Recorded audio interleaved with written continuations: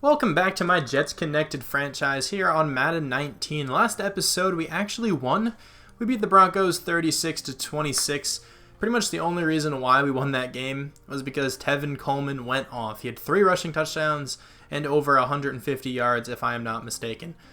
But before I'm able to get into this next game, there's definitely some stuff I have to do. So let me start with a trade. I'm sure you guys all know what went down with the Jets recently. The Jets traded Teddy Bridgewater and a 6th-round draft pick to the Saints for a 3rd-rounder. So I'm doing that exact trade here. Let me discuss my thoughts on this trade really quickly. I think Teddy Bridgewater is a really good quarterback. The only real reason why he was not the starter anymore in Minnesota was because he got injured. But he was, a former 1st-round draft pick. He is talented. He's also very young. So he's now going to be playing behind Drew Brees for like a year or two until the Saints decide to move on from Brees. I think Bridgewater can benefit a ton from that. I think he's going to be a really good quarterback for the Saints in the future. I think the Saints, believe he is the future of their organization. I guess until, they're proven otherwise, if he gets hurt again or if he just doesn't perform. But from my understanding, he was performing very well in the Jets preseason and in training camp. I even heard that he may have started over Darnold. But if you're the Jets, you don't really, trade up in the draft and give away a ton to draft a quarterback to not start him. That's just my opinion. I feel like you don't draft a quarterback at number 2 and don't plan on starting him anytime soon. I don't know. I kind of felt like it was always the plan to trade Bridgewater at some point. I'm pretty sure the Eagles kind of employed the same strategy a little while back by just, stockpiling quarterbacks and then trading them away. So I kind of like what both teams did, honestly. I kind of don't think there's a team that really won the trade. I mean, the Jets get a good value with a 3rd-round draft pick, but then again, a 3rd-round draft pick isn't that much, considering Teddy Bridgewater was a 1st-rounder.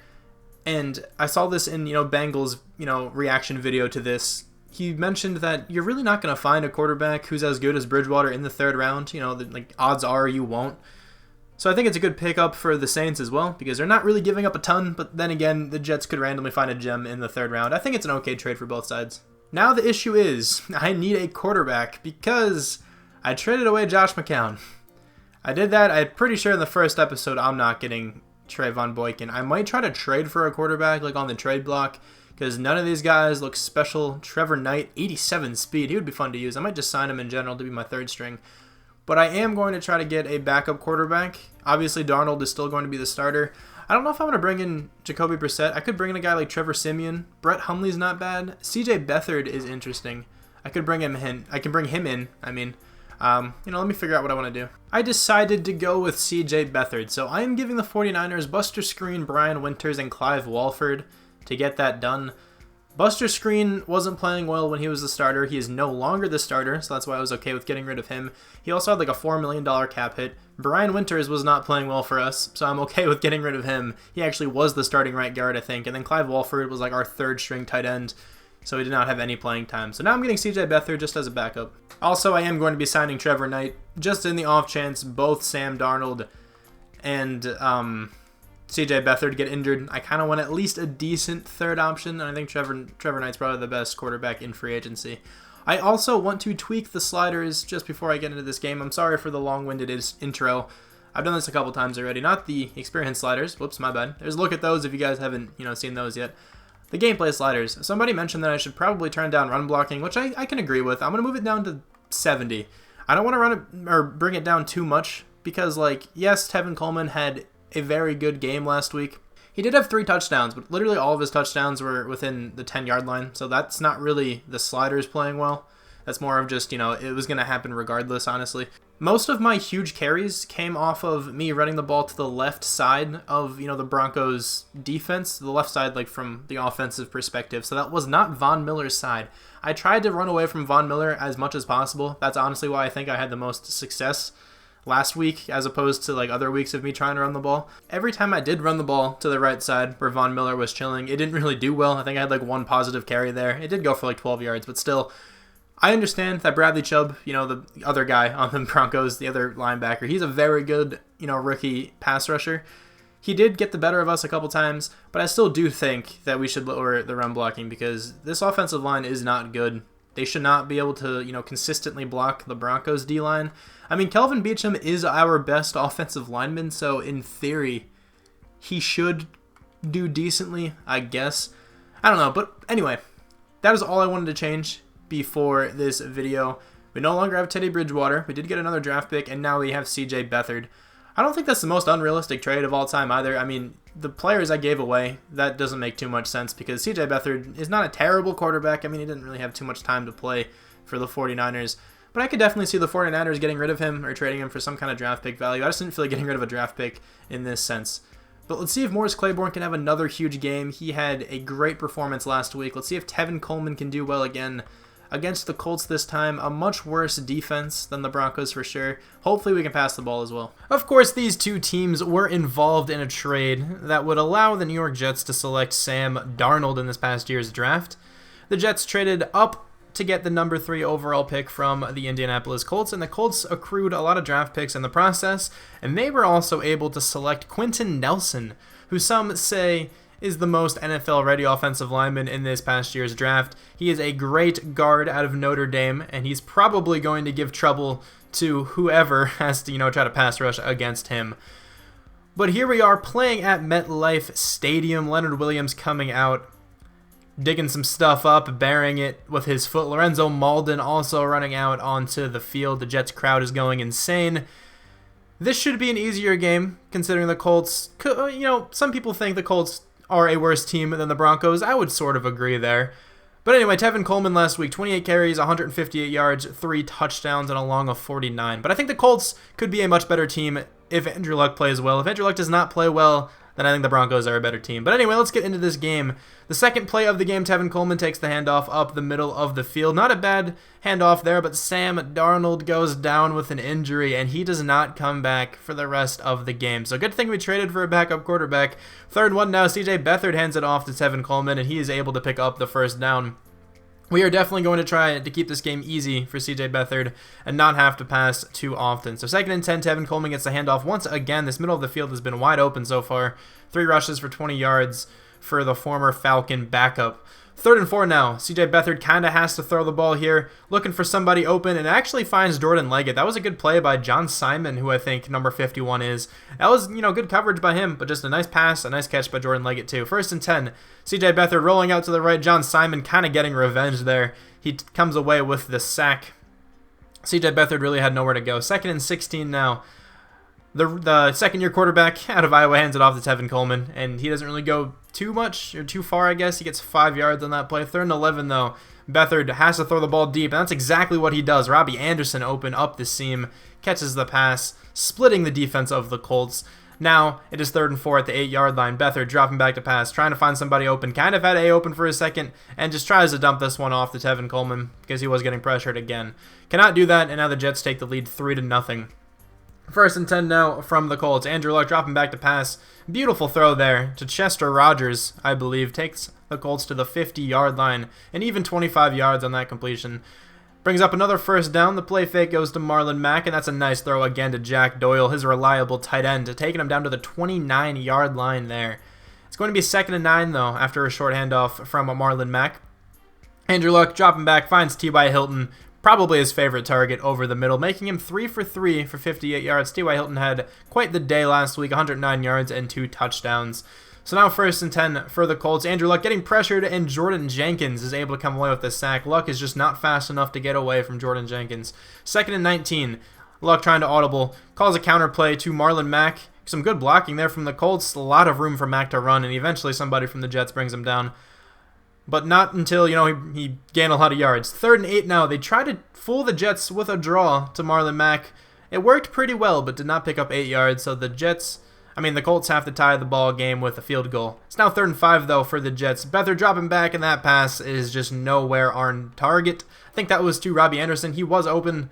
Would have easily been a first down, but that's all good. 2nd and 10 now from the Colts on their next drive, and this pass is going to be intercepted by Trumaine Johnson. What a nice play there to fight. Didn't even have to fight with Ryan Grant. Grant just didn't even put any effort into catching that pass.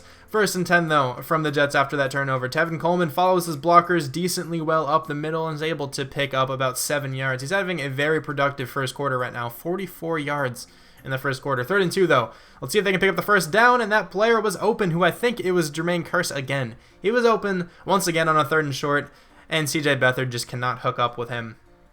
Andrew Luck, though, throws an interception to Jordan Jenkins on the first play of the Colts' next drive. The Jets could be up huge right now if they were taking advantage of this field position. It's going to be 1st and 10. Let's see what the Jets can do. Beathard trying to find somebody open, but Jabal Sheard, arguably the best player on this Colts defense, comes up with the sack. 2nd and 17 now after that nice play.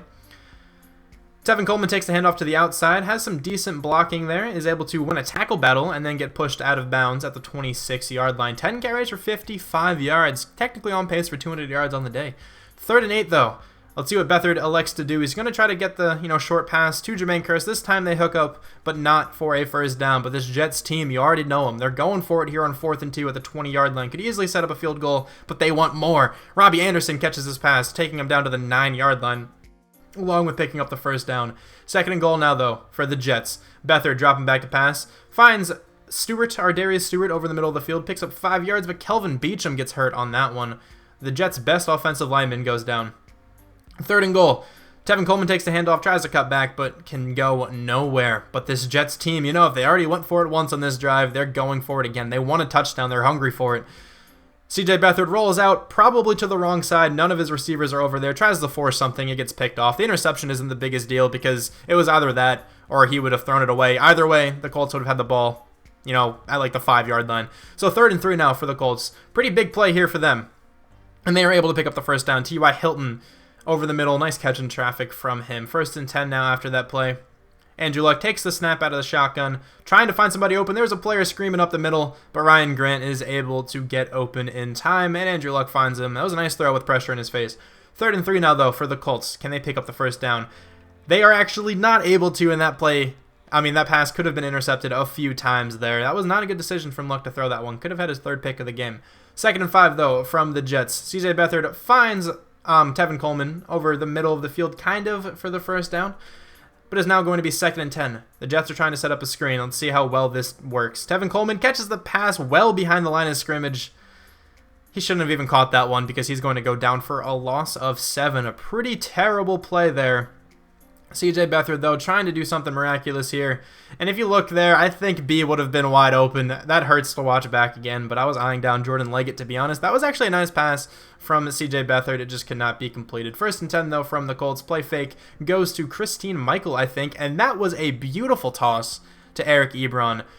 Almost got swatted away twice, but it made its way to the former Lions tight end. 1st and 10, though. That was another nice toss there, but Marcus May makes a pretty unbelievable play there on Chester Rogers to break up the pass. The ball was already in Rogers' hands, and he still dropped it. 2nd and 10, though. That player's wide open. That's not that nice of a throw because he was wide open. Doesn't have to be a nice throw. Could have been anywhere in that area, and Ebron probably would have come down with it. 3rd and 14, though, for the Colts. Andrew Luck out of a no backfield look.